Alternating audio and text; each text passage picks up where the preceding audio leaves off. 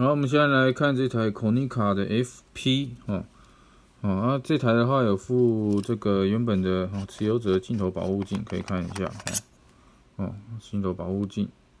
所以它这个镜头的状态算是还不错了镜头状态。它这快门可以看到快门正常可动那我们来变换一下速度快门正常了好，那你可以看一下它的这个皮革啦皮革都很服帖正常。那金属件的部分也可以看到金属件也还不错金属件的这个部分金属外壳它底部是长这样子。好，那我们来看一下这个底片室底片室大家可以看到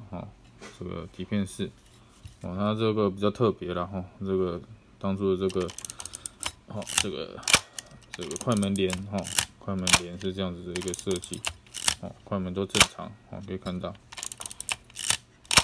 这个这快门声听起来很厚实很厚实。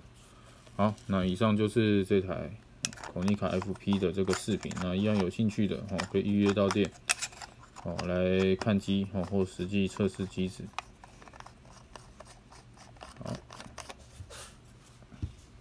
好，谢谢。